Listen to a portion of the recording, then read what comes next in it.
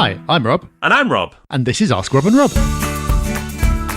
Hey everyone, welcome to Ask Rob and Rob, the show where we answer your questions about, property. So let's get your questions in now.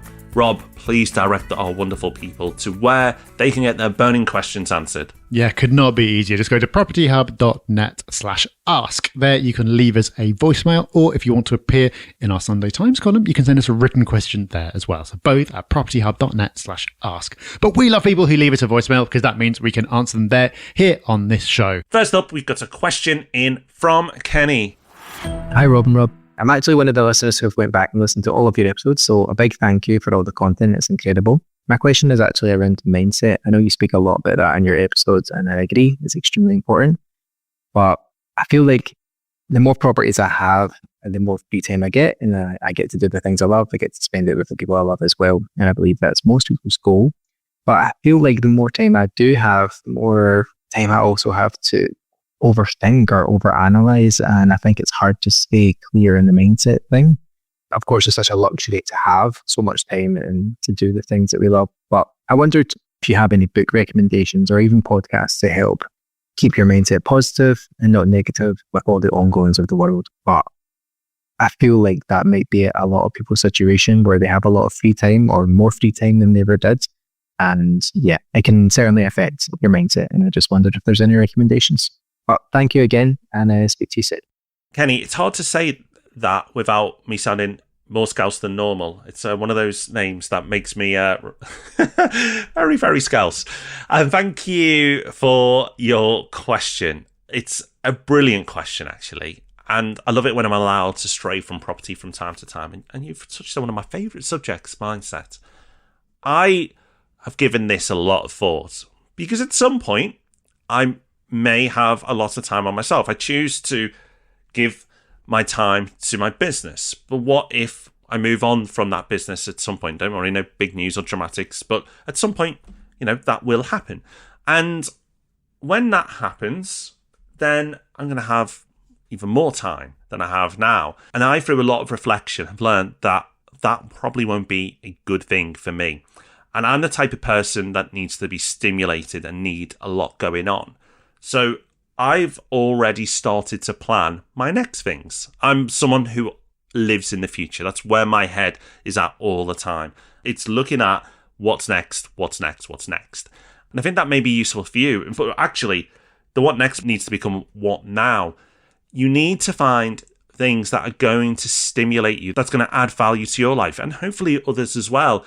It could be all different things. It could be a charity, it could be a hobby, it could be a business. It doesn't matter what it is, but it should be fun. If you're going to use your time, use it for fun. And those things I've talked about are fun for me. They are things that I'm happily spending my time on. Our business right now is fun for me, at least most of the time. So it is something I want to do. So think about what can you do that is fun. Don't just leave the calendar blank. And because I think a lot of people dream of having nothing to do, and dream having that freedom, having that blank calendar, and they've then won. And you may be in a role, a job, a business, whatever it might be that you don't love right now. But an empty calendar is not something you should aspire to or love either. It's what you do with that time. It's the freedom of that time and putting that time to good use, to things that make you feel good, the things that give you fun, that give you pleasure. That's what you should be doing. And I cannot tell you what those things are because you know you a lot better than I know you. I've never spoken to you. I've just heard your voice right now for the first time. So that is what I would do, Kenny. That is what I would focus on. The negative stuff, though, you've touched on in the world, well, that's easy. Don't consume much media. If you do have a lot of social media, get them off your phone. You think you need it? You don't. You really don't. Leaving Twitter and Facebook many years ago was one of the best decisions I've made. I hear how negative those places are. I'm so glad I don't have to experience it. The only news-related apps I have on my phone are investment-related, so like City AM, FT, where there's clearly some worldwide news there, but it's more about investments and money, things I'm interested in. It's about controlling what comes into your world. And you do have control. You might not immediately think that, but you do. You don't have to consume the media just because everyone else does. You don't have to be on social media just because everyone else is. You will feel like you're missing out for about 5 minutes, and then the peace you get afterwards is beautiful, I promise you. So do have a plan. Do fill your calendar. The goal is not an empty calendar. The goal is the calendar to be empty, to fill it with things that are more meaningful and more pleasurable to you. And if you think that way, and if you start to do those things, I'm sure your life will change for the better. Good luck. Love that. Let's move on to a similarly inspiring topic of tenancy issues. Here's Isaac. Hi, Rob and Rob. It's Isaac here from Leeds. I've followed your podcast for quite a while now. First of all, I want to thank yourselves for all the information and everything. So I have a couple of buy-to-lets, and one of my tenants in Leeds have asked for a rent reduction. And basically what I've said is I've got high costs and I will not be increasing the rent. However, I cannot decrease the rent or have reduction. And it's something I'm thinking of, but I've told them it's not possible. And the fact that markets are going up and with the bank charges and high costs, I can consider it, but I feel like it will be too nice to, decrease the rent, especially with the rents going up and so much demand in the area. So I just want to know your thoughts on this. Thank you. Isaac, thank you for the question. I agree with you. You should not be reducing the rent just because you've been asked to. But I do think there's a few things that you can do in the way that you approach this that maximize your chances of having a good outcome. So the first thing I would do is try to have an honest conversation with the tenant to try to get at why they are asking. So this is why it's helpful to either be managing yourself or have a letting agent who is willing to put in the time and has the skills to actually build a relationship and dig in a little bit beyond just sending templated emails. Because it's really worth knowing why they are asking this. Are they just trying their luck, or are they struggling financially? If they are struggling financially and you just say no to a rent reduction and they start gradually falling behind, then you're going to find yourself with a problem on your hands.